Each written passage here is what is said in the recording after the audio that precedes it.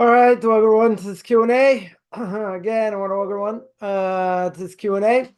I want to follow up a question that was asked at the end of the last Q&A, and then we'll hit something else, or we'll see how far it goes. The question basically was that it's a tough week here, certainly in Israel, that we lost 21 soldiers one day. Right. So someone asked me what the message is. Right. What do you learn? What do you learn from such a thing? Such tragedy. Right. So, again, this is what happens during war. Soldiers died. It's tragic, no question. Right. But I will mention something the Brisker of blessed memory. I don't remember if I mentioned it quickly the end of the last Q&A or not, but basically the Brisker of Rabbi Yisrael Soloveitchik, blessed memory, son of Chaim Brisker, one of the Torah giants of the last generation. He basically said during the 6-Day War, I think it was during the 6-Day War, that he basically said that you need people to fight, no question, right? You need soldiers. You need people to daven. You need people to learn Torah in their merit. Because without learning Torah in this country, we wouldn't be here. There's no possible way. Torah of Eretz Yisrael, strengthens the Jewish people everywhere. But he did say if we were doing our job properly, learning properly, saying Tehillim properly, if we were doing everything we needed to do, and God died, no soldier would ever die. Right? So let's keep in mind the time of King David, you needed a standing army. Very good. Right? We don't rely on miracles. You need a standing army. Got to put your best foot forward. Okay. So if you look at Jewish history, you look at Book of Judges, prophets, what do you see? The sine curve. Jewish people do the right thing. Jewish people are on top. Jewish people do the wrong thing. They get punished. They lose. So you need both.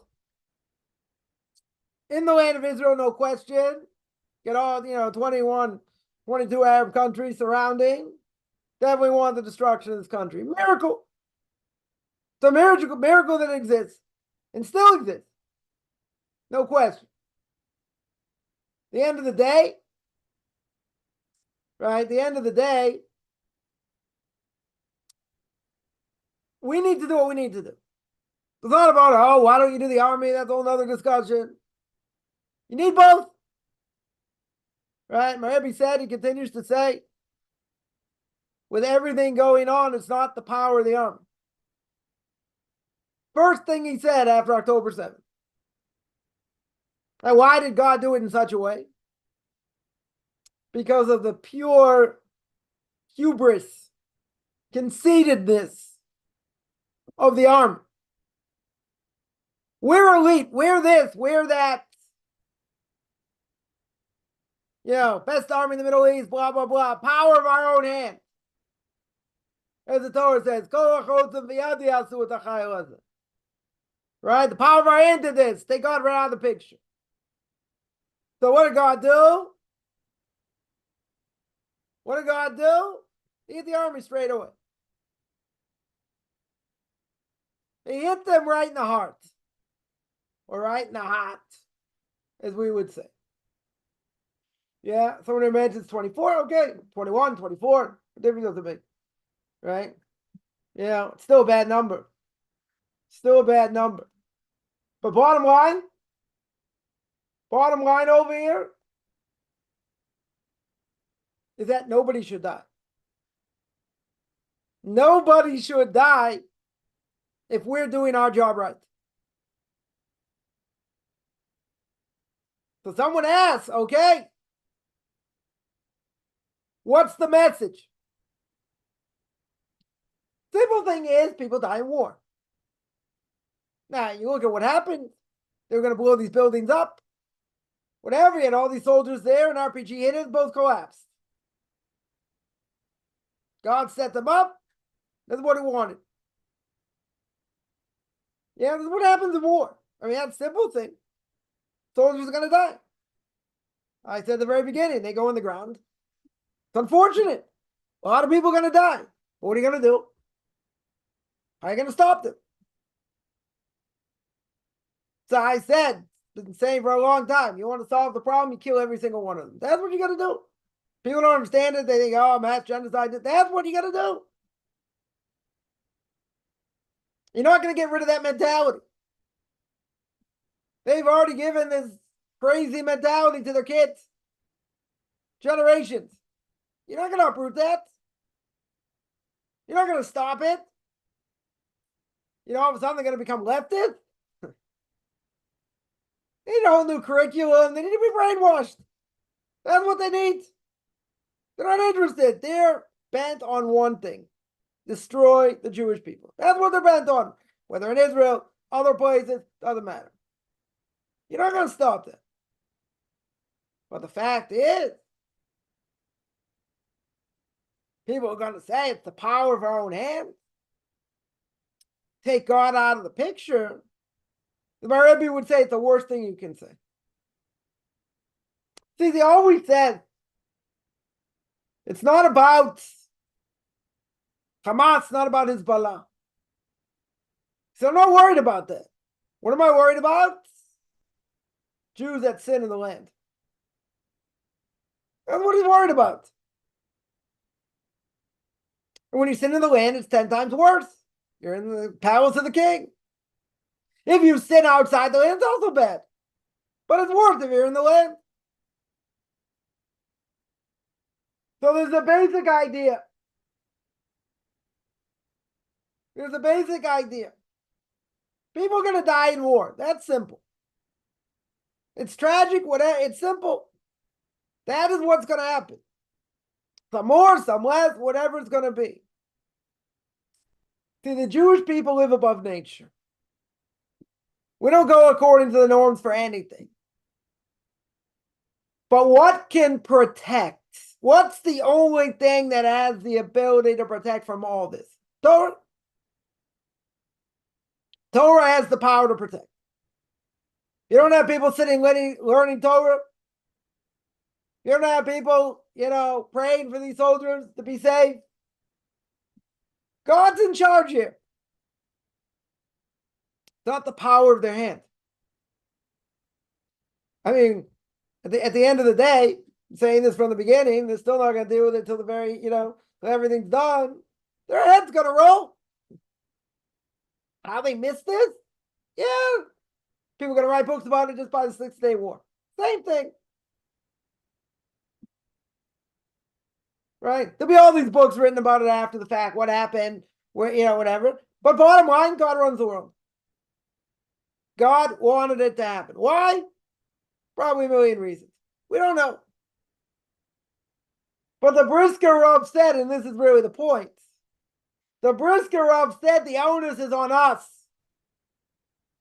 If we would pray better, learn better, no soldiers die. None of these things happen. Jewish people taken care of.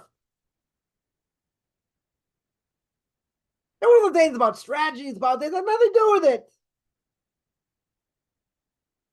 In spiritual terms is what we need to do. It's what we need to do. And we're not doing enough. Because, yeah, it's a lot of chesed, a lot of this. Okay. Right, even during the 6-Day War, I think 2,000 soldiers died. Right, whatever the numbers were. Should have been they prepared 80,000. 80,000 body bags they prepared. So imagine. Everything that happened, only 2,000 and change died. Okay, still 2,000 people, true. And Israel's a small country, true. But think about what could have been. Could have been a lot worse. So the Brisker are upset. So why wasn't it a lot worse? Because you got the prayers and the learning of Jews. That's got the ability to protect. But if we're not doing what we're supposed to do, then what's going to happen? We're in trouble. Right? So I wanted to address that. Someone asked also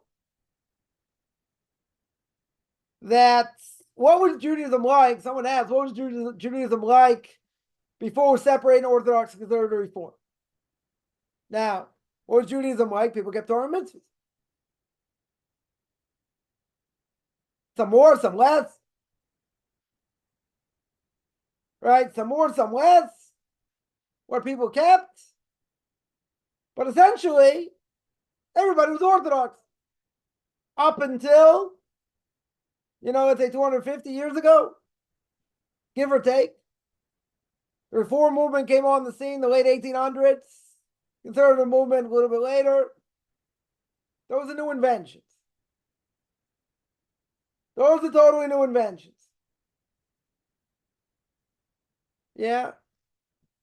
They're both holding pretty much the same place. It's just their fundamental principles of why they went against the Torah are a little bit different. Okay. I would say conservatives are like 10 years behind Reform. I don't even think it's that far anymore. The way they came on the scene is totally different. The Reform movement, their goal, totally uproot Torah. Nothing to talk about. Totally uproot Torah. Conservative movement, no. They wanted to preserve. Most of the rabbis there were Orthodox. And they got watered down. Became a movement of picking and choosing, but they were still, up to a point, holding by Jewish law. Right? Basically until the late 1980s, where the whole movement basically split because of women rabbis. And they let anybody vote. They let Hebrew teachers vote. History professors vote. If it would have been the Talmudic department, never would have went down. Never would have happened. It would happen years later. But at that time, it wouldn't have happened. That split the movement, whatever. But they're not much different. You could have conservative Jews say keep Shabbos almost like Orthodox Jews. Or like Reform Jews, or anywhere between. Right? There's a wide gap of belief in that movement. Right? Today, I would say most people there, even, studying in New York, they believe that the Torah is man-made. They pick and choose, they do what they want. They're not a halachic movement. They don't know about Jewish law. They do whatever they want. Okay? It didn't start out that way. So I would say today, my opinion, for what it's worth, they're not that much different. They also have women rabbis. They also have gay rabbis. Whatever goes. That hasn't changed. How they started, it's a different issue. Totally different issue. What's the difference today between them? Not much. Not very much. Right? So someone asked,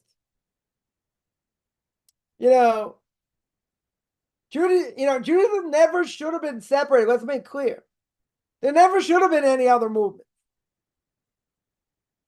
If you look at the Torah itself, and I mentioned this many times, speaking about the book of Leviticus, right? As we work our way through the Torah.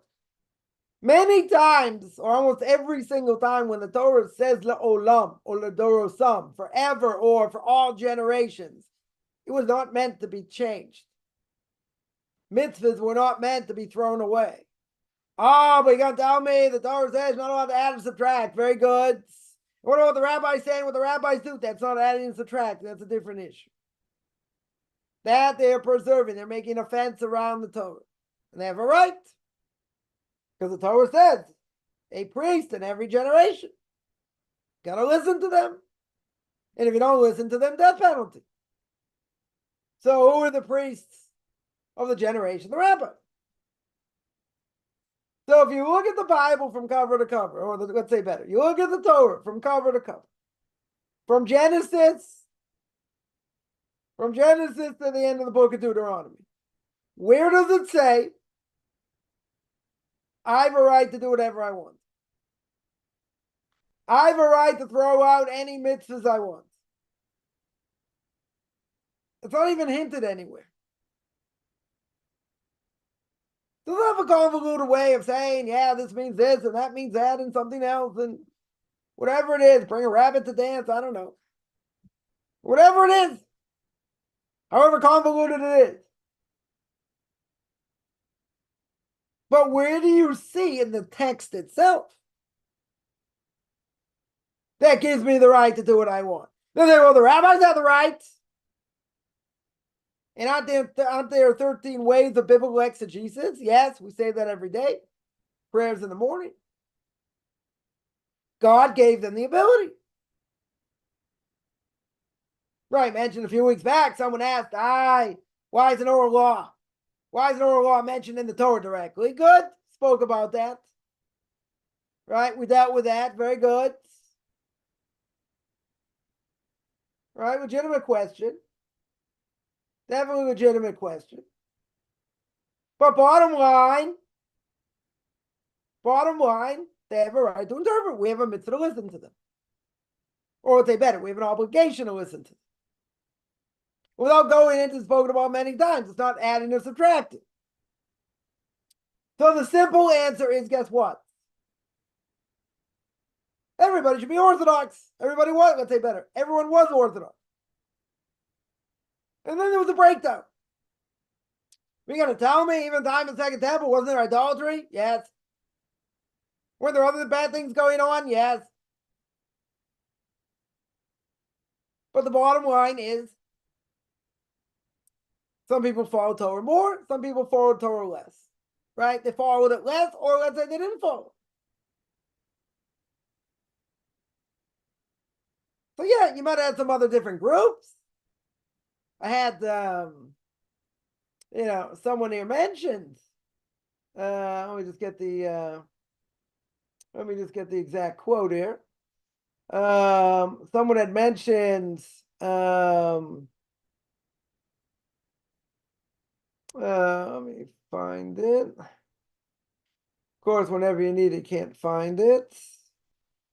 One second. Yeah, someone says, whatever, I got issues with JC, maybe it's true, maybe not, gotta stay not, whatever the case is. Right? Whatever. I mean, I'm not here to disprove it, that's not the issue. Right? But what's part of the confusion? They say that, JC taught and kept the Torah. Whatever. Okay, that's very debatable. But, you got the Karaites. So I always like that idea about the Karaites. Okay. Yeah, person wants to choose to be a Karaite. Where are all the Karaites today? Where are all the Karaites? Someone told me there are like 50,000 of them. Okay. Let's say I agree. 50,000. I think the number's high, but okay, let's say there are 50,000 Karaites in the world. But where are they? What have we heard about them? Where are all the books they're writing? Where are all their scholars? You don't hear anything about them. Nothing. Throw in the Reform and Conservative movements, even though they're dying. They're all basically dying. They make a lot more noise than the Karaites do. Right? So even if you're going to choose something, well, I'm not sure. Maybe this. Why should you listen to the rabbis, listen to the Karaites? Okay. Listen to any of these groups. You'll be a fossil. You will disappear. That's where there is. That's what's going on. You want to choose something that's going to die? Okay. But essentially, everybody was Orthodox. Does that mean everyone was practicing exactly the same way? I mean, yeah, they were. Some were more religious, some less religious. You have that in all generations from the world. You got that in all generations. Very good. Yeah, what's the issue though? The issue is they're not saying I have a right to do what I want. I can pick and choose. There were other groups throughout the generation. They all died out.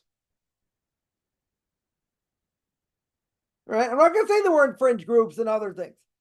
Right? There were, but essentially they died out. So as we always say, you go against the rabbis, you're in trouble. You fall apart, you die out. Right? That's the reality. That for sure is the reality. Now, even if someone says, well, I have doubts, I'm agnostic, or I have doubts which path to take. Okay. They want to look into it, which path is going to be best for them. Good. I don't have a problem with that. Keep in mind one thing though. If so basically, person can be straddling between Christianity and being a Noahide, or unless they want to convert. So you can't have both, right? We believe Christianity is idolatry, whatever. We're not going into disprove it. That's not the point, right? But if you find discrepancies, you find problems. Yeah.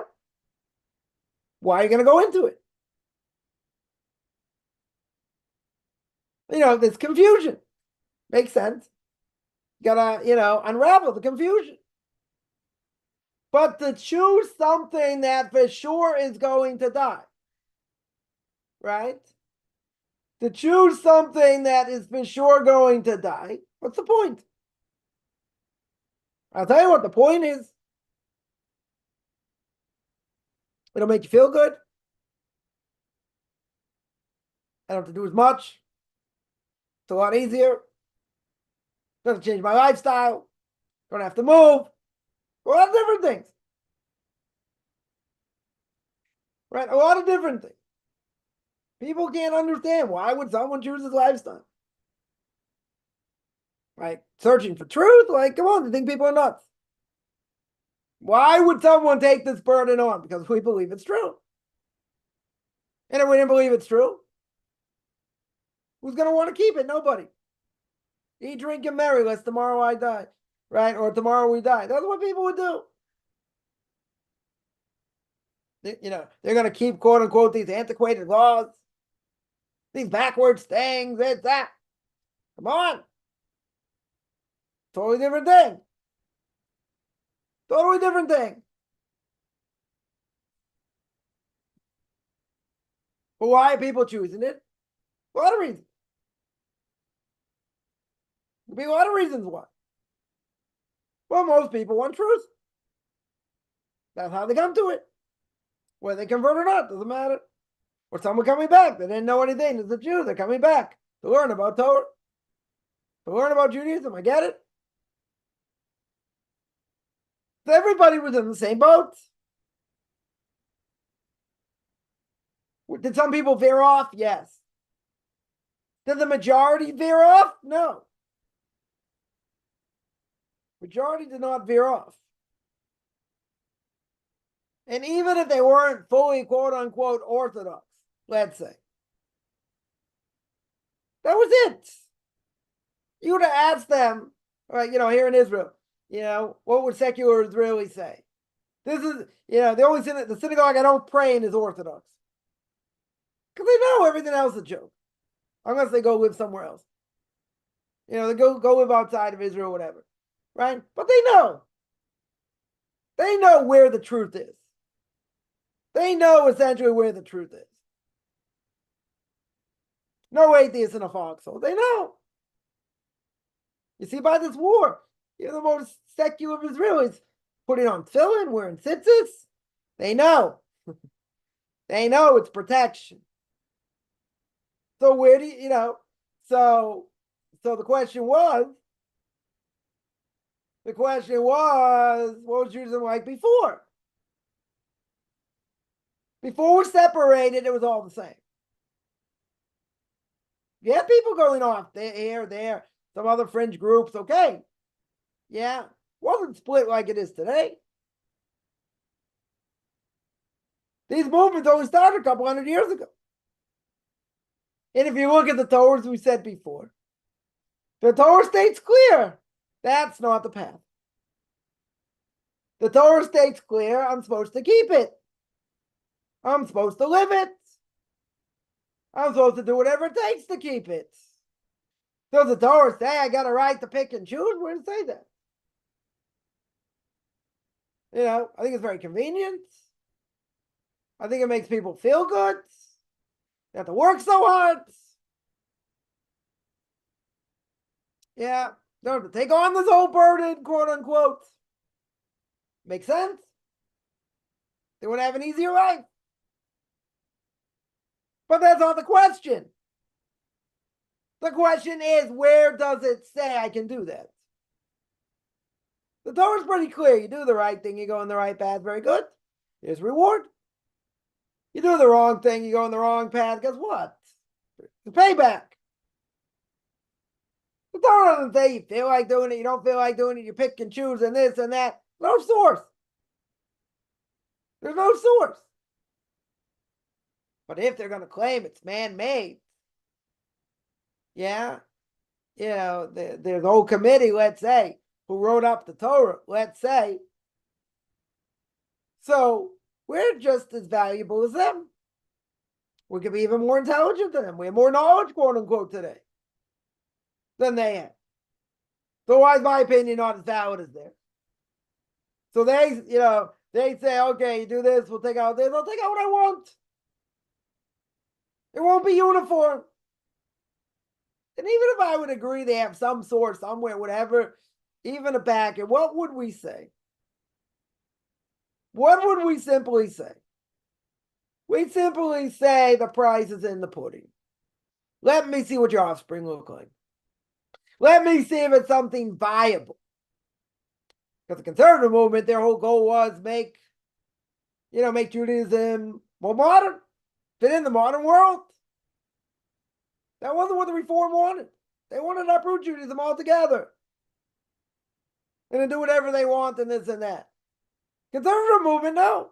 They wanted to be more modern. Not pick and choose. That's what they ended up doing. But that wasn't how they started. For sure not how they started. So I would say, very good. You want to do that. It's your choice. Everyone's got free choice. What is the end result? And the end result is 6 or 7 out of 10 are going to leave the fold and intermarry. That's what's going on. And if you're Orthodox, you got a 95 to 98% chance of success passing down to the next generation. Even if it's less, doesn't matter. Right? You want to tell me it's a 10% dropout rate, let's say. Yeah? You still have a 9 out of 10 chance of success. And in the other case, you have 7 out of 10 chance of failure. So why would you choose something that's going to fail? I had someone that I went to university with, and he tells me, he wants to, work with Reformed Jews and teach them. And he asked me if I thought he would have success. I said, what are you teaching them? I mean, you never really learned Torah, so what are you going to give them? How are you going to inspire them to want to at least keep some mitzvahs or marry Jewish or whatever? I said, imagine you're drowning in the ocean. You say, God, save me, right? So God hears your prayer. What does he do? He throws down an anvil from heaven. Throws down this piece of brick that clocks you on the head. I said, that's what you're doing. You're like, save me, save me, save me, and you're going to drown. I mean, you get clocked first, then you drown. I said, that's what's going to happen. Exactly. This is not prophecy. This is exactly what's going to happen. Yeah. Doesn't make me a prophet. This is what's happening. So you want to attach yourself to something that is bound to fail. That will fail. Now, people are going to make up their own things why they think it's good, what the benefit is. I can never be Orthodox. People will say, I can't move. Whatever. People make all kinds of excuses. But it's not about, is it true or is it not true? For most people. Most people want to justify what they do and they don't care. You can prove to me it's true. It goes so far. I told the story before. It goes so far, the college student. Not to say we should be so impressed by college students wherever they go, it doesn't matter. Right? But this guy tells me to learn once a week. In a program at Hebrew University, right? A study program for an hour once a week. So this guy tells me, he says, listen, you can prove to me 99% of the Torah is true, but I still have 1% free choice. Now, that's true. Has free choice. We all have free choice. But let me ask you, realistically, we'll use the comparison to playing roulette. If you know 99% of the time, you spin that wheel, right? Or you throw the ball there, whatever. 99% of the time, Black 13 is coming up. Guess what? You're going to make billions. I would tell you, even if it's 60%, you're going to make billions. Yeah. What kind of garbage is that? 99%, you can prove I got 1% free choice. If you evaluate evidence on anything, let's say buying a car, good example. Yeah, he did all the research, this and that, buying a specific car. And you saw, you read all these reviews. There are good reviews, bad reviews, whatever. But all the reviews, took a whole survey, 1,000 reviews. Right? And 999, let's say, were good and positive. Yeah, some more, some less, doesn't matter. And one person came out and said, no, this car is a piece of garbage. Don't buy it. This will happen. That'll happen. Yeah. Are you going to listen to what this person says? You researched it. Again, all things being equal. You researched it well. You did exactly, you turned every stone up. You looked everywhere. This is how the information came back. Is anybody in their right mind, and I mean this, in their right mind, are they really going to say, I'm going to listen to that one review? Nobody's going to listen to that one review. How open-minded you tell me. Nobody. Never going to happen. Never going to happen. Right? Never going to happen. But a person will say, isn't it true? I got free will? Yeah, it is. But where do you leave your mind open till your brains fall on the floor? This is what this guy tells me. I have 1% free will, even if you can prove it 99%. So I would say, even if I had 60% proof, the other 30%, even if I don't have it, 60% is pretty darn good. Right? That you can prove the Torah is true. I would say even 52% is good. Because that shows it can be proven. The example I gave is, I was a history major. Most people know. So I had to write a lot of term papers. So I asked them, how do you write a term paper? It's very simple. You write a thesis, something you want to prove. Then you have a whole body of work to prove it, and then you conclude. I said, great. Let's say in that body, of proof, you have disagreements, you have contradictions. And then you leave the end as a doubt. You leave your conclusion as a doubt. You didn't really prove what you set out to prove. You said, oh, you can't do that. So why not? He says, because if you do that, you're going to fail. Oh, very good. I said, why are you going to fail? Right, let's take this further. Why are you going to fail? Because you got to evaluate evidence. Right? You need the mirror right in front of their face. This is what this guy said. You got to evaluate the evidence. And you got to see if the evidence shows it or not. Thank you very much. And I said, and what if the evidence, disproves it? Okay, then you're wrong. And what if there's overwhelming amount of evidence to show that it's right? Okay. So what about Torah? overwhelming amount of evidence it's true. Nope, I can still have free will. That is the ultimate cognitive dissonance. They don't hear the truth. But at the end of the day, it's like anything else. You're going to buy something, whatever it may be, you got to evaluate. You got to take it apart, strip it down, so to speak. Does it work in this condition, that condition, something else, whatever. You got to evaluate the evidence before you're going to pluck money down, especially with something expensive. But for someone to say, I still have the free choice, 99% you can prove against me, that's cognitive dissonance. They don't want to hear the truth. But you'll say, isn't it true we have free will even to that point? Yeah, you do have free will. Just like 39 Scud missiles don't hit anything during the Gulf War. Nothing. Not a telephone pole, not a fire hydrant, zero. This guy says, I can figure that out. Take out the calculator. I'm like, what if it's 1 in a billion? I said, I would take these odds with the money I don't have. I would take these odds. You're going to tell me 39? 39 are going to hit nothing. I can tell you 10 might hit nothing. Even though they're supposed to be super accurate. Okay.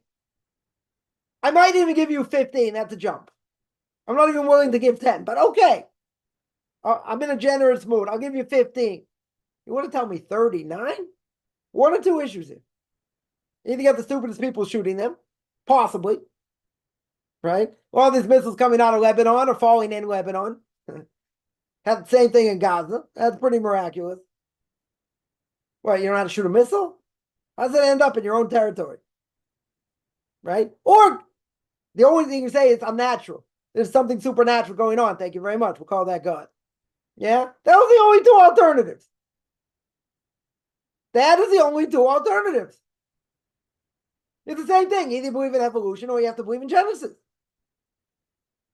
And you got the greatest scientists, we mentioned this before, Stephen Hawking, you got Einstein. They refuse to believe Genesis is true, but they don't have evidence. They have no scientific evidence that we're living in a universe that's expanding. Then we'll find it. We're still working on it, working on the math, but you don't have evidence. So me being obnoxious as I could be, I would say, Al, Steve, come on. Show me. Where is the evidence? They say, sorry, we don't have the evidence. Okay. We'll find it. We'll do that. Whatever. You don't? Okay. Let's start again. Do you have the evidence? Yes or no? This is a yes or no question. No. They don't have evidence. Very good. So what's the alternative? There's only one alternative. To an expanding universe. You know what the alternative is? The Bible. The Torah. That's the only nope. We'll never go there.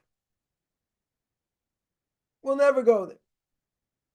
At the end of Stephen Hawking's book, A Brief History in Time, and everyone's going to call him the greatest physicist of our day, he proved the universe is expanding.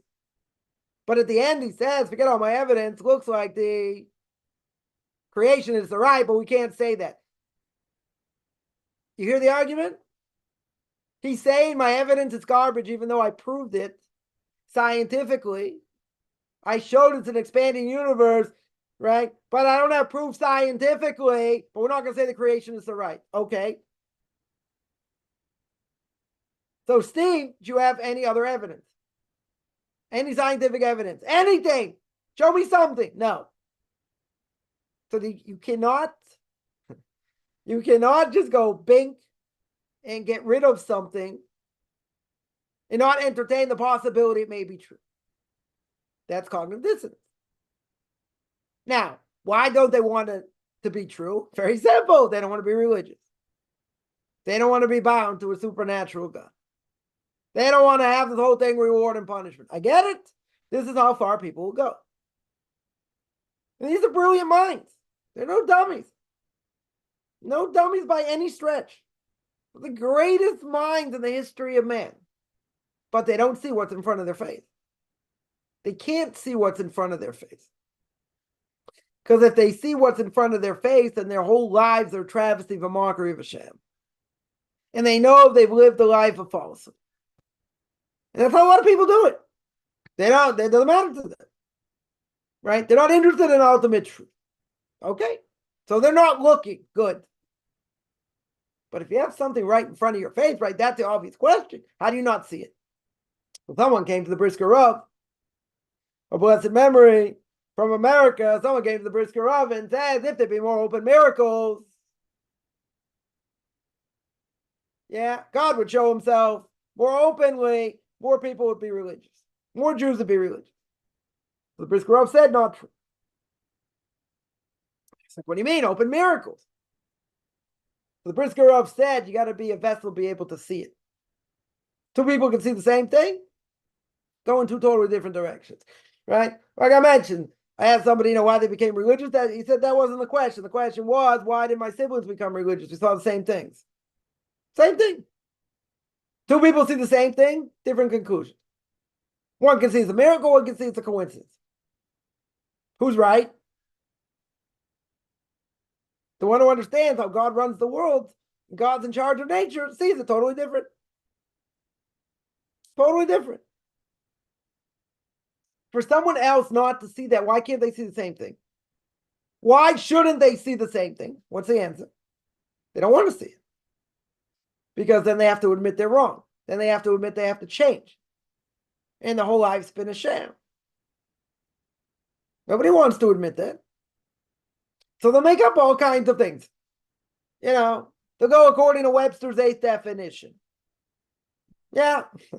I think it means like this and like this and like this. Okay, you got proof? No. I think it means this? Okay, where? Show me this, that. It fits their world outlook, doesn't make sense. That way doesn't make sense. But as I mentioned before, in the last 30 years, I met one person that was intellectually honest. One. They were into marriage, and they said, if I look into Judaism, I find out it's true, I have to change. I'm not interested. Not interested. So they were honest. Everyone else, you hear all this stuff all the time. No, it must mean this, could mean that. This is just as valid. I don't know, what do you mean? You've researched it? You looked into the sources? Nobody thinks about anything. They read an article, they, that makes sense.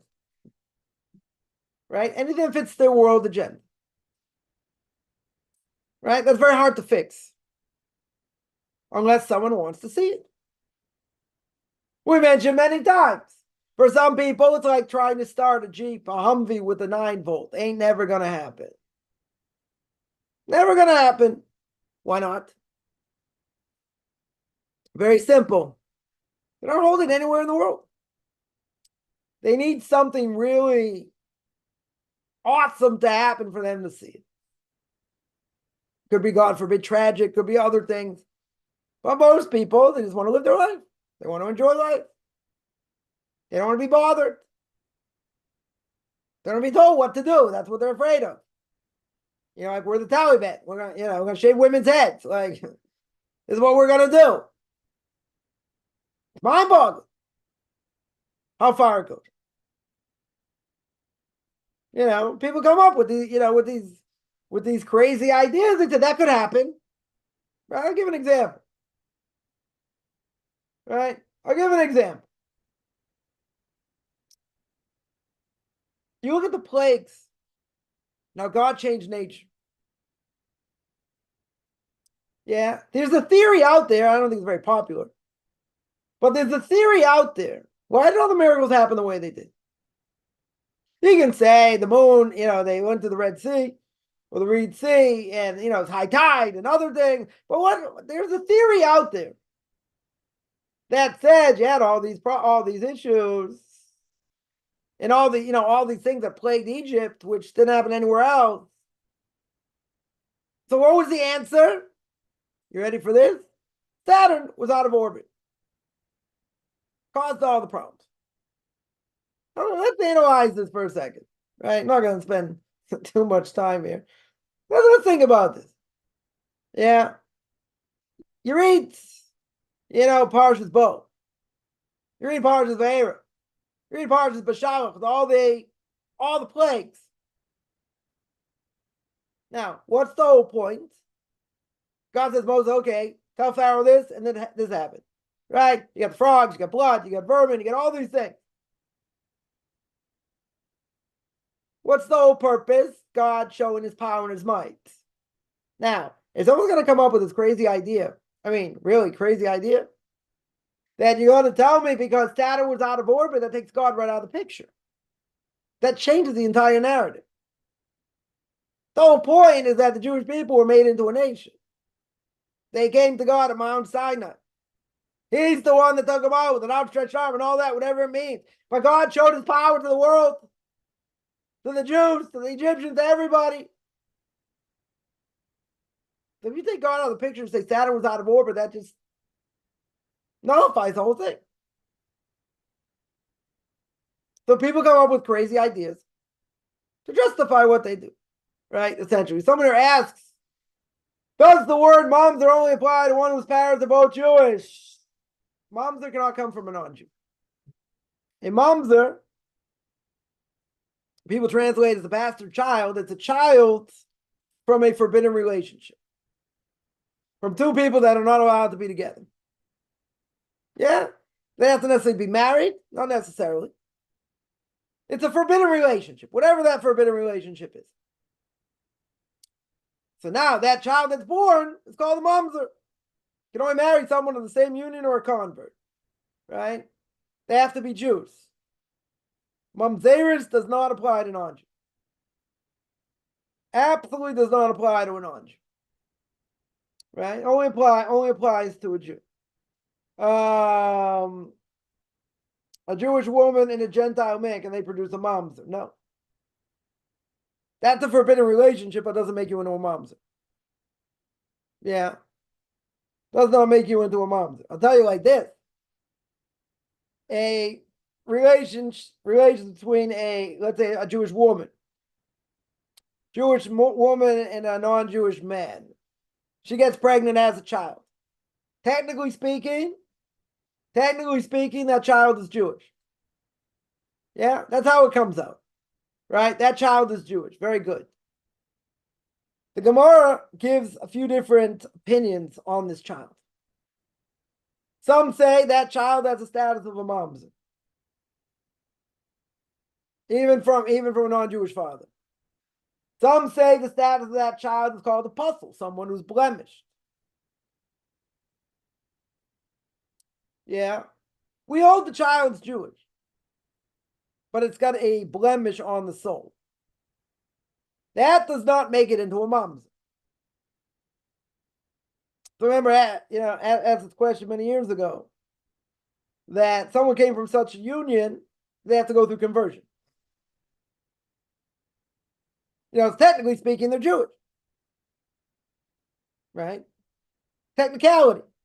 That's how we hold, right? But the Gemara gives some other answers that are not complementary to such a child. Now, does that mean that child can't, grow up to be a rabbinic scholar and this and that? No.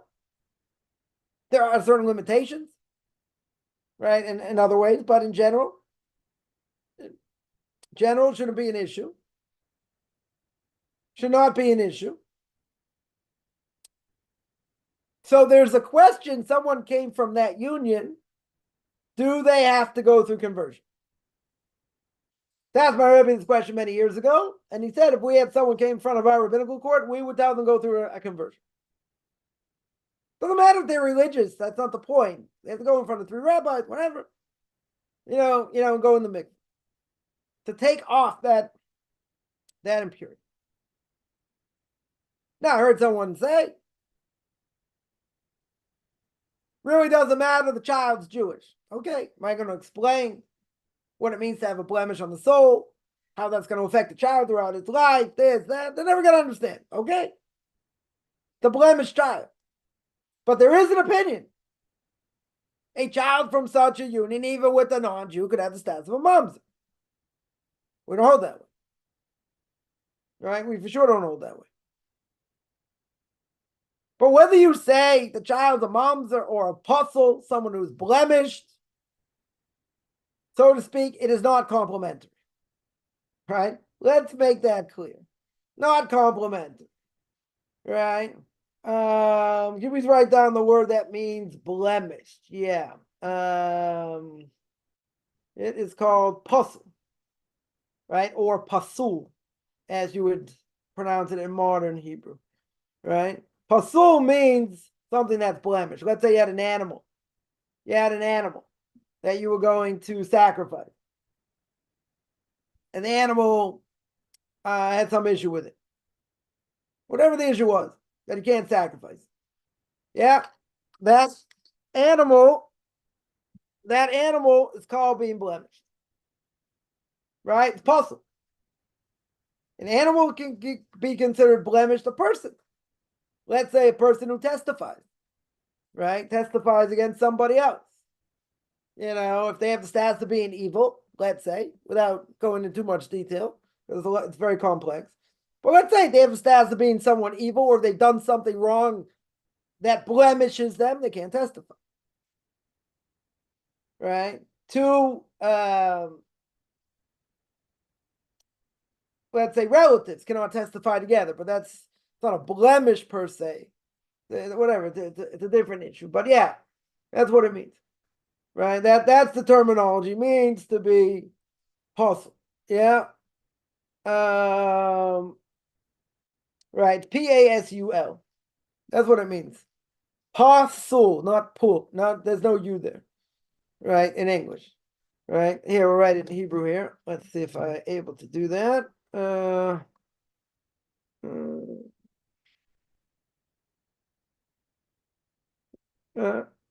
That's how you write it in Hebrew. With a big T underneath the pay, right? That's how you would write it. Pasul. Let me just write it here. Right, and there are a wide range of things that can be, a lot of different situations that either, a person can be considered possible blemished, whether testifying, other things. Right, an animal, same thing. Animal can be blemished in many ways. They can't sacrifice it. Or let's say you have a bechor, let's say you have a firstborn animal that, really it's consecrated. Should go to a Kohen. But let's say you got a mum, you got a blemish, right?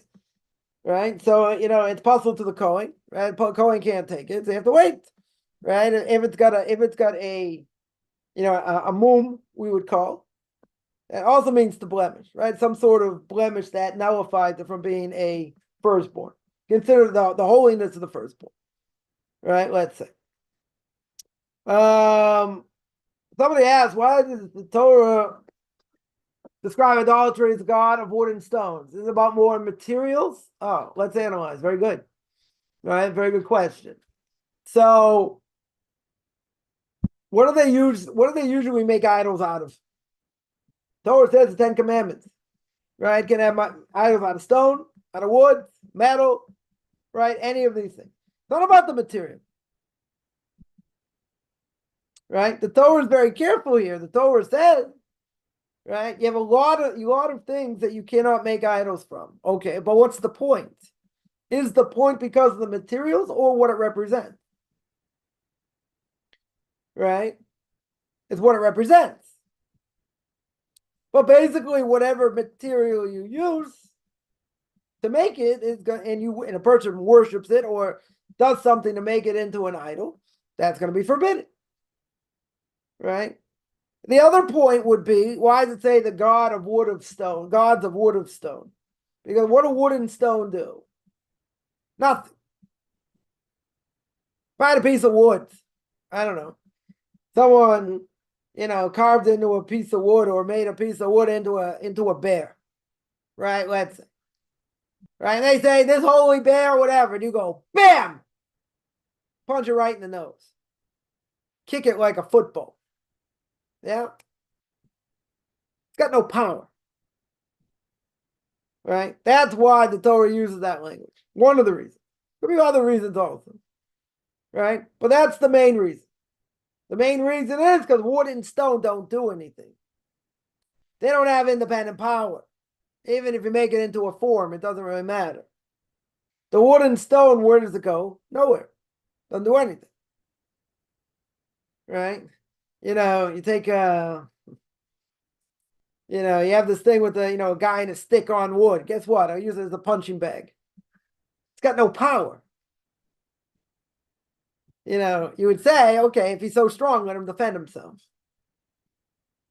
That was the whole thing. That was the whole argument. Abraham and his father Terah, right? Terah, is away. Abraham destroys all the idols, puts a stick in the hand of one idol. So Terah comes back and says, Abe, what happened over here? Oh, this big fight between all the idols. And this idol beat everyone up and he survived. Says, Abe, what are you talking about? These idols can't do anything. They don't have any power. So he says, oh, really? They don't have any power, so why do you worship them? Selling them, I understand you're going to make money. Good. Why do you worship them? Father didn't like that crack. His father took him to Nimrod. Right? Abraham made mincemeat into Nimrod and threw him into a fiery furnace. But it's to show it has no power. You can make it very strong of wood, very strong of rock, right? Of stone and metal and whatever. Right? Guess what? This thing could be, unbelievably strong, made of metal. Guess what happens when you burn metal? Take a match, take a blowtorch, right? You melt them down. Boy, this is really strong. Right? Come on, Bob. Come on, Bob, fight back. I got fire. What are you doing? You just look at me like a stupid, you give me this stupid grin. I don't like your stupid grin. Right? I'm going to burn you down. But to show it's got no power. Right? Wood, stone, right? Metal, anything. A God of these things, what does it do? Again, I'm going to kick it like a football. Kick it in the head, decimate it, do all kinds of fun things to it. Come on, let's see how strong you are. Come on, Bob, bring it to me. Show me. Do it, JC, do it, show little fat guy, Buddha. Have a field day. Take a baseball bat, whap it. The point is, it shows it has no power. Right? So the Torah is making a very strong point. Oh, the gods of wood and stone. What can a god of wood and stone actually do? Change the world? Make the sun stand still? Well, what can it do? Can it be part of nature? Right? I think Bob put him on my shoulders. Come on, Bob. Let's see. Right? If I had a little bit of wine here, to be a little more active here. Come on, Bob. Let's go. Show me what you can do. Change this tree into a plant. Right? Change my steak that's high in cholesterol and fat. Turn it into seaweed. Come on, Bob. Let's see. Let's see what you can do. Oh, you're not worthy. You're not worthy for me to do miracles. Come on, Bob. I want to see you do something. I want to see the real power. You're talking to a rock. So you may need to, get psychoanalyzed over here. Yeah. The end of the day, it has no power. That's what you're showing. It's made out of rocks and stone. Rocks and stone have power in of itself? No. Can they do it? Yeah, it might be very strong. Put it together and make a building, make other things. Yeah, it could be very strong. Can it do anything? Make a statue of something. Does it move? No. Can it do anything? No. Get any special power? No. That's the whole point. One explanation. One possible explanation. Someone says that there's some chazal that wood is predicting Christianity's counterfeit God represented by a wooden cross. Could be. Right? Could be. But that's what the Christians say, knock on wood. So we'd rather say knock on stone. Right? But that's what it represents. You're right. You're right. And stone is Israel's fake God, right? It's a knock at these things, whatever the idol is, or whatever the religion is, it just shows it's got no power. Because you're taking these things, they can't do anything on themselves. So you're gonna say, fine, They're gods. They're gods of wood, of stone. You're right. They can't do anything. No one ever thought they could do anything. It's what it represented. It's the bigger picture. Yeah. So look at idolatry in a little different way. But anything that's idolatrous today is something that we give power to that doesn't have its own power. Money can be idolatrous. Food. You watch people eating what they eat. It's unbelievable. Think like, they haven't eaten in days. It's like their last meal. It's like, pack it in. It can also be idolatry. And you see what they do with food and how they make it and how they prepare it and how it's supposed to be shown and blah, blah, blah. Yeah. It doesn't mean something you're bowing down to or you're bringing a wine libation. But it's something you give power. Sport, entertainment. I guess they go on. People don't, there are people who worship these people. Literally. No matter how, how they live their lives and different things. It's what people want. They give things power, it should never have power. Change the way we think, change the way we look at things.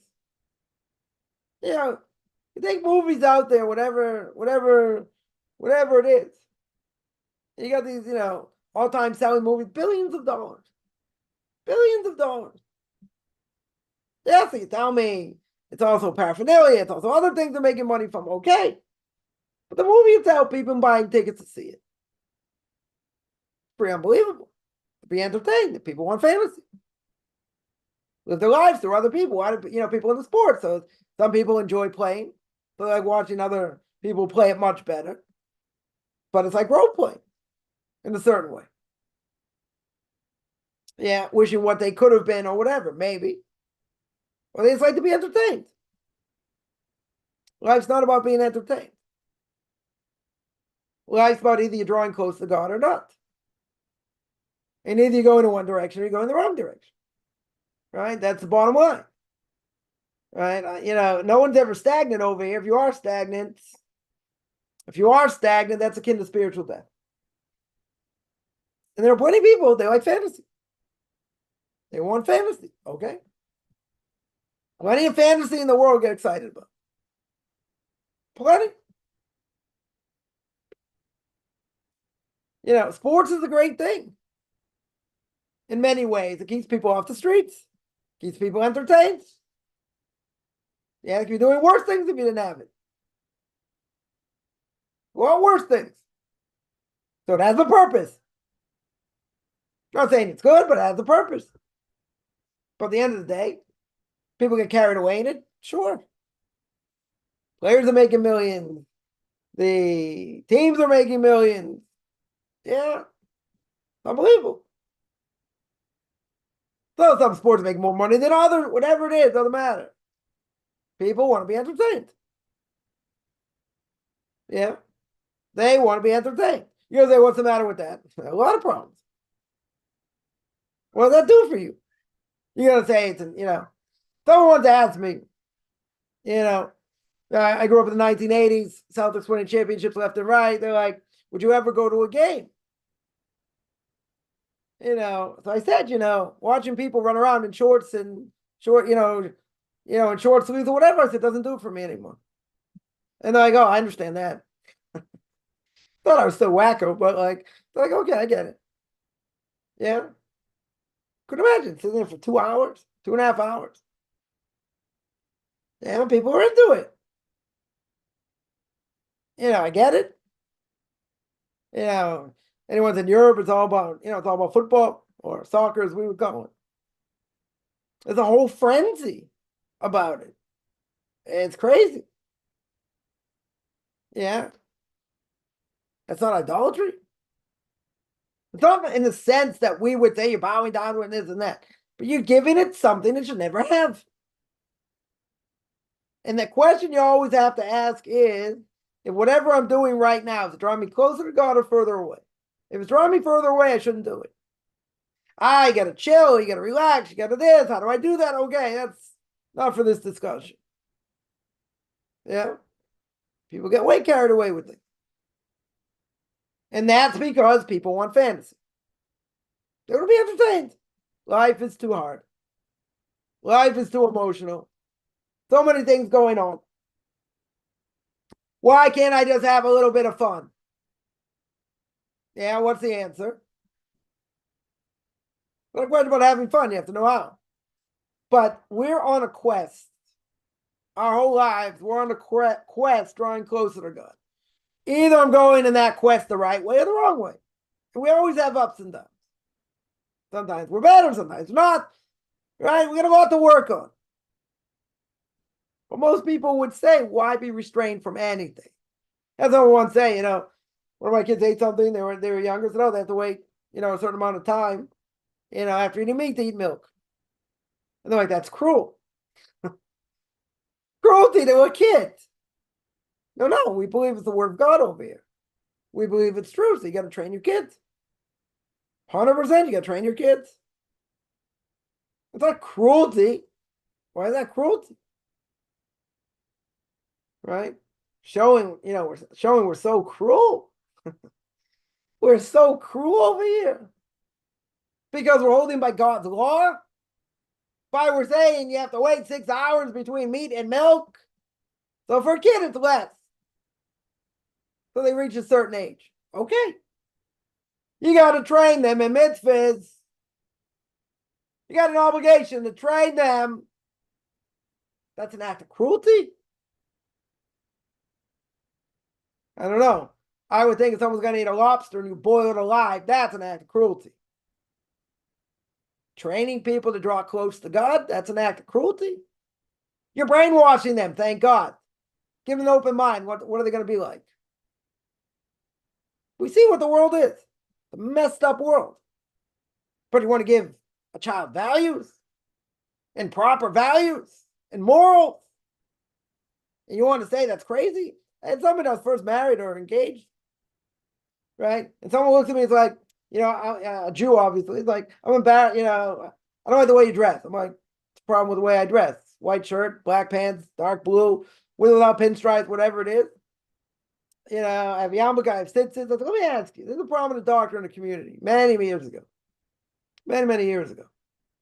I said if I would shave my head, if I would like earrings and nose rings and who knows what, any other part of my body, I'd be smoking weed sitting on your roof. I said, will that bother you? I said, will that bother you? This guy's like thinking and I was like, are you serious? I want to give good values to my kids, pass Judaism down, this and that. And like, I'd shave my head and this and that, and I was a crackhead. That wouldn't bother you? Not at all? Nothing? Are we going to be kidding? This is a long time ago. This didn't happen 2 years ago. That's insanity. Total insanity. It's an upside down world. Total upside down. So I always say I got great stories because you can't make any of this stuff up. I've seen it with my own eyes. This wasn't someone with a 25 IQ. They're a bright person, doctor, got a lot of knowledge under their belt. In medicine, okay. That's normal. I dress the way I dress, that's offensive. I understand why it's offensive because why don't you dress that way? Why don't you act that way? I get it. They don't want to hear what they're doing is wrong. Very good. Even if I don't say anything. But someone does that, they're going to do that on a regular basis. Maybe they'll work a little bit, maybe they'll support their family, man, whatever it is, that's okay. No, that's their choice. That's their choice. Give me a break. That's what you want? Right? I should have really asked the question. I said, maybe we should marry one of your kids. That person should marry one of your kids. See how proud you be. Let's see how proud you be. Oh, what does your kid do? He smokes pot on my roof every day. He works a little bit, plays the guitar. I'm sure that's impressive. Put that on his resume. That's normal. What we do is insane. That's crazy. That is crazy. Yeah. You can't make this stuff up. 100% you can't make this stuff up. Someone asked, what sin category does atheism fall? You deny God. Not idolatry. I wouldn't necessarily call it idolatry.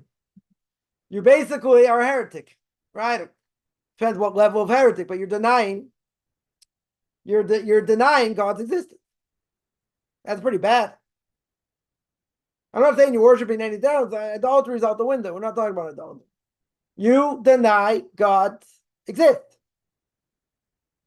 Yeah, that's probably one of the worst transgressions you can do. You want to say, I have a doubt, I'm not sure, very good. You got to look into it, see, fine. But you deny that God's in charge. You deny that there is no God, that's pretty serious. But I ain't really atheist today. It's very easy to knock them down, but that's not really the point. It's praying for my enemies' redemption and repentance, a good practice. Yes. We want our enemies to repent. Yeah, there are prayers that say, God should wipe them out, right? But it's better they repent. Let them repent. Right? Rabbi Meir's wife, Bruria, tells him, he wants to pray to certain people that are giving him a hard time to die. He says, pray they should repent. That's a lot better. Because if we're going to say, we want God to take revenge against them and this and that, that means God's not doing his job. Essentially. So, in general, when we pray and we say that, God should wipe out our enemies and take care of our enemies, we're not, we can have, maybe some groups in mind, specific individuals that bother us. No. Because remember one thing, if a person does that, even if a person causes them damage, whatever it is, and a person would say, God, I want you to take care of this person, God's going to say, why should I? Like, who are you? I should, that I should listen to you, God could say. Let me open your file. Let's see. The person causing you difficulty, right? But there's a lack of emunah here. There's a lack of belief over here. As if you're saying God's not doing his job. You got to be careful. Got to be very careful. Individual enemies, got to be very careful. We want them to repent. You can have general intention without anyone specific. And say, take care of anyone who's going to, try to cause me damage. But to have someone intentionally in mind, that's like saying God's not doing his job. So I tell people, but this person caused me this and that and the other thing. You're right. They'll be punished. Whether in this world, next world, or both. They're for sure going to get taken care of. When a person starts to say that, like God's not doing his job, that's a lack of emunah. That is a lack of belief and faith in God. Someone asked, all the classic vices are also a kind of idolatry. Why? Excessive booze, pornography, tobacco. Yeah.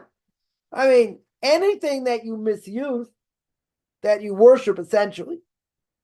Right? The Ramban says, beginning of Leviticus chapter 19, Parshas Kadosh. Nachmanides says that it doesn't mean to be holy. What it means is that, eating is permissible. Being a glutton is forbidden. Drinking is permissible. Being an alcoholic is forbidden. So you got a lot of vices that if they're abused could be under idolatry, right? In other words, you're giving it a power that it should never have. Right? But, you got to be careful throwing around terms because, technically speaking, is it really idolatry? According to strict definition, no. There are different aspects of idolatry. Bowing down to an idol, wine libations, sacrifices, saying this is my God. Right? That's idolatry at the fullest level.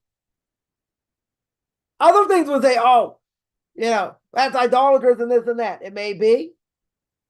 Or we're just saying it's like it's idolatrous. Not that it actually is.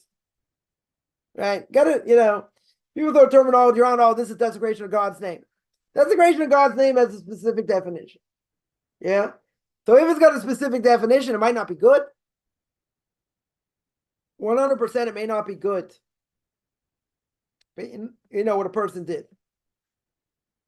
But it may not come under the category of desecration of God's name. It's got a specific definition. People throw it around like wearing a t-shirt. Yeah, so you got to be careful. But there are a lot of vices that people that definitely people abuse. Is it really idolatry? It depends what it is. It can't be made into idolatry for sure. There are people people are obsessed with things. Food being one of them. Right? It could be alcohol, it could be sports, it could be pornography, it could be any number of things. Any number of things. Again, strict definition being idolatry? No. But you're giving something power, which you never have. Right? Someone here mentions Psalm chapter 115, they have a mouth, they can't talk, right? They're talking about idols, right? That they have a nose, they can't smell, right? All that.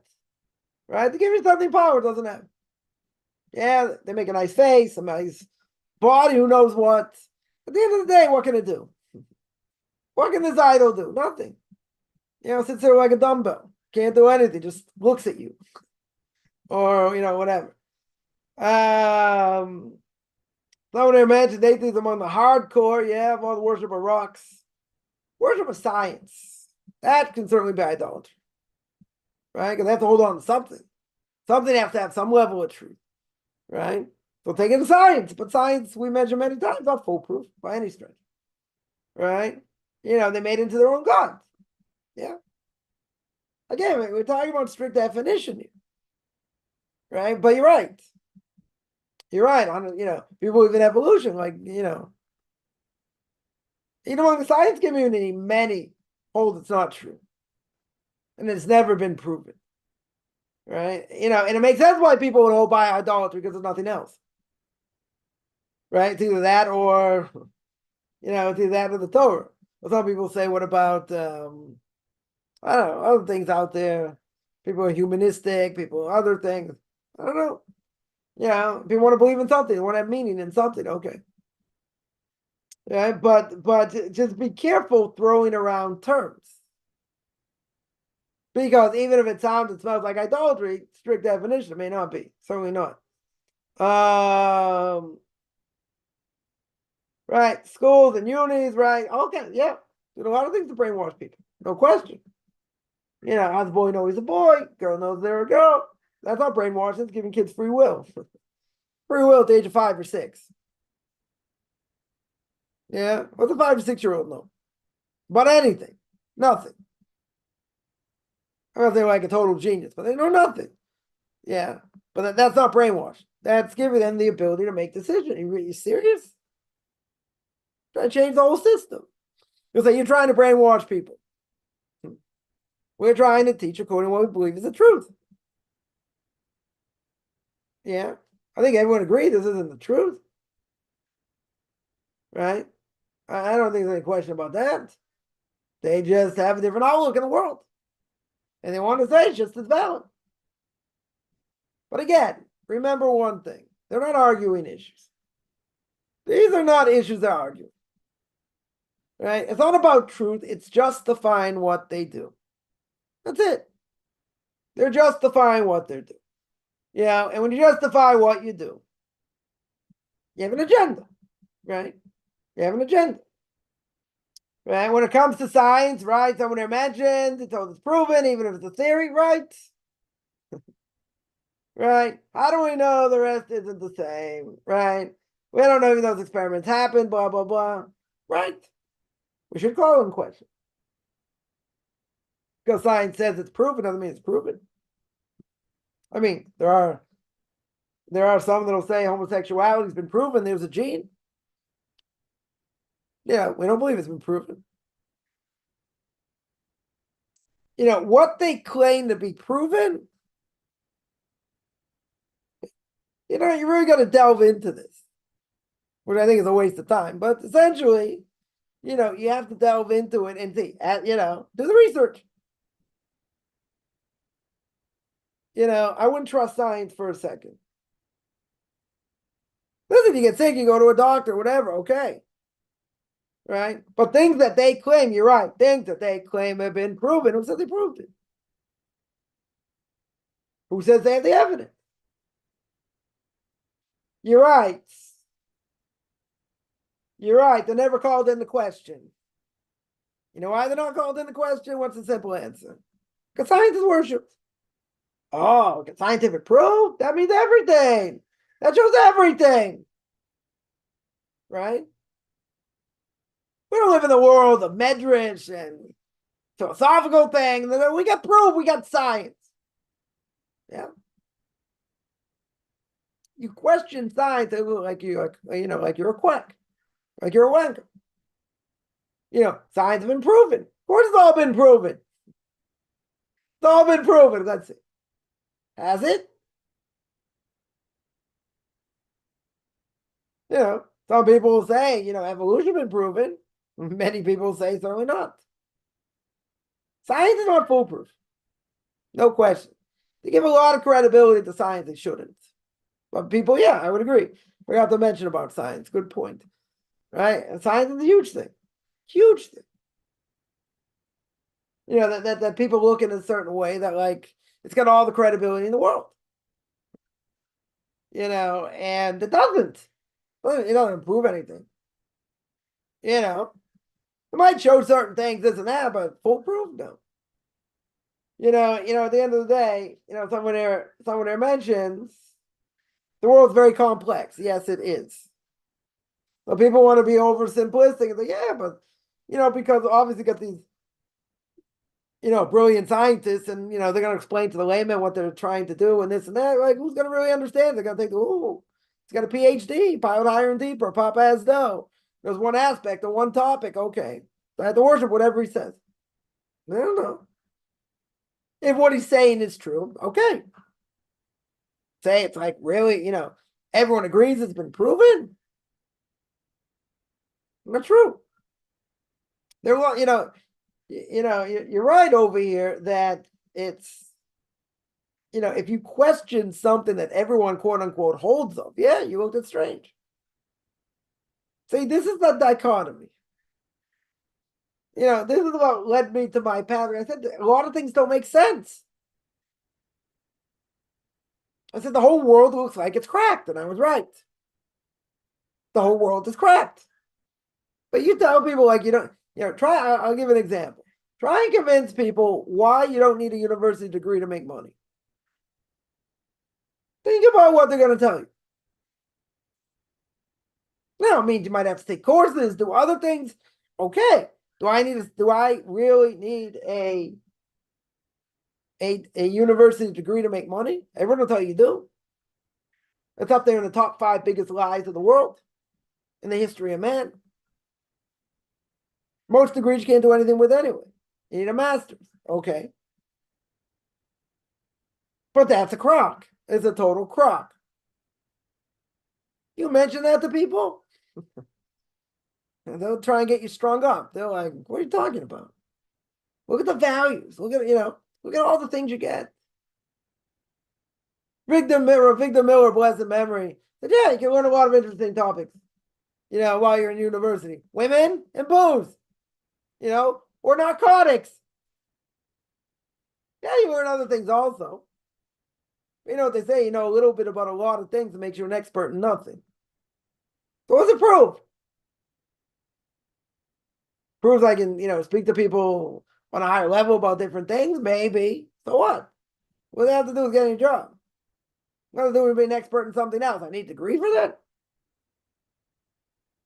A friend of mine went to a business school in Boston. Was gonna, work in his parents' liquor stores. Yeah. It's a business school, 4-year business school. So I asked him once many years ago, how many courses did you take that actually helped you in business? 4 years, 16 semesters. And all the classes are about what? Business. He told me 2. 2 out of 16. Right? What are the what is that? It's 1 out of 8. Right? What's the math here? Just make sure I get the math right. It's 0.125. Like 12.5%. Yeah. Right? So you want to tell me out of all these classes, 2. 2. We're wasting money. Or if you get a liberal arts degree, even worse. I got a degree in history. What's it worth? Even from an Ivy League school, what's it worth? Not very much. Most of the stuff I don't remember anyway. It comes up here and there, not very often. But that's also one of the biggest ones. Totally one of the biggest ones. Yeah. Well, plenty of people doing very well, no degree. Need people in the older generation. Never had a degree, did well in business. Not a guarantee for anything. People say it's better to have the degree. Cost of education today, most people can't do anything with it. So you gotta go for it. No, but you have to have it. If you don't, if I had a choice to hire someone with a degree or not, I would hire someone with a degree. Okay, that's your choice. What if someone comes in with greater, knowledge about the field, regardless of whether they have a degree or not? Street smart, this and that. You'd hire someone else with a degree over that person, got a lot more working experience. Just because they have a degree, people worship it. Especially it's an Ivy League degree. Yeah. The problem is, an Ivy League degree can make you an anti-Semite. Major anti-Semite. Have your mind open to your brains fall on the floor. Right? Didn't we say that before? It's insanity. Makes you a better person? Let's see. Heard a great rabbi once say, I'll send my kids to university if they come out moral or as moral, more moral or as moral as they went in. Back in the day, when I was there, it was pretty bad. You want to tell me today? Nothing to talk about. Right? Nothing to talk about. Some of their mentions also, you got modern food technology, yeah. A lot of things that make us addictive to things. True? All the companies know it. They put stuff in there, you know what they say. Certain pickles, other things. You can't eat one of them. Why? Because of what's in it. What your body desires, what your body craves. True. Think the better is the science of question. They are. Right? They are questionable. Now, the benefits, it could be benefits. I'm not going to throw all science out. Right? It could be benefits. But they give it a lot more weight than it deserves. That's really the point. Right? That's really the point. Why is the article about the first human beings in age which says that Adam and Eve weren't the first people? I don't know. I threw the article. 97 generations were living before Adam. Oh, that's a different issue. Yeah. What was going on before? Right? Wasn't God creating, destroying other worlds before? There are things going on. I'll take a look at the article and go through it. Yeah. Any other questions here?